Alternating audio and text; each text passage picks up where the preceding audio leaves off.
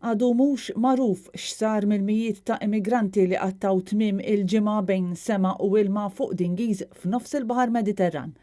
Dan intqal mill-Aġenzija Frontex li tnejn filgħodu batet titjira speċjali bilan li tfittex dingi li kien bejn Malta u l-Libja u l-intilef kull kuntatt miegħu fl-aħħar sigħat. Kienu diversi laqdiet non-governattivi li esprimew it-ħassib tagħhom li numru ta' immigranti kienu tilfu ħajjithom wara rapporti li d-dingiż li kienu fuqhom kienu nqalbu. Iżda l-Ministru tal-Affarijiet Barranin Malti, Evarist Bartolo, it-tnejn filgħodu ċaħat li l-immigranti kienu mietu u qal li d-dingi li ntlemmaħ kien vojt u mqatta, bħalma jkun hemm ħafna fil-Baħar Mediterran. U qal li dingi vojt mhux prova li abbord kien hemm l-immigranti.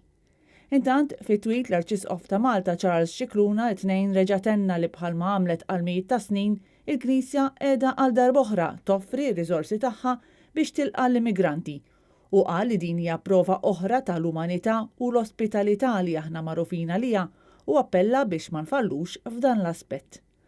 Dawn l-iżviluppi kollha seħħew hekk kif l-attivist Xandru Kassar għatta l-kumplament tal-jum ta' tnejn quddiem Kastilja wara li l-ħadd beda protesta personali kontra l-pożizzjoni li ħall-Gvern viżavi l-immigranti. Staqsejnieh x'kien il-messaġġ li rrid iwassal u jekk kienx kellmu xi uffiċjal tal-Gvern kemm kien ilu quddiem l-Uffiċċju tal-Prim Ministru. Jiena qiegħed hawnhekk sempliċement biex nisħaq fuq il-messaġġ tiegħi lill-Gvern Malti biex in-nies bħalissa maqbudin fil-baħar jiddaħħlu f'port sigur mill-aktar fis possibbli.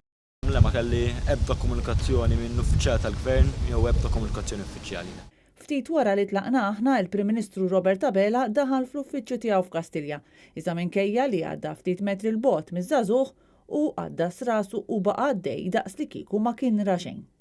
Rapport fil-ġurnal Times of Malta wera illi dik li darba kienet lanċa tas-sajt Spanjola tat provvisti ta' ilma u ġgiget ta' salvataġġ lill-immigranti fuq wieħed mid-dingiż li nsab fl-ibħra ta' tfittxija u s-salvataġġ Maltin. Bħalissa hu maħsub li fiż-żona Sar Maltija hemm tal-anqas 3 dgħajjes b'numru ta' immigranti abbord. Il-ħadd filgħodu mal-mitt immigrant daħlu fil-Port ta' Pozzallo abbord dgħajsa żgħira huma niżlu fi Sqallija fejn mal-ewwel żammewhom il-forzi tal-Ordni Taljani, filwaqt li 85 immigranti ieħor it-tnejn daħlu f'Lampedusa.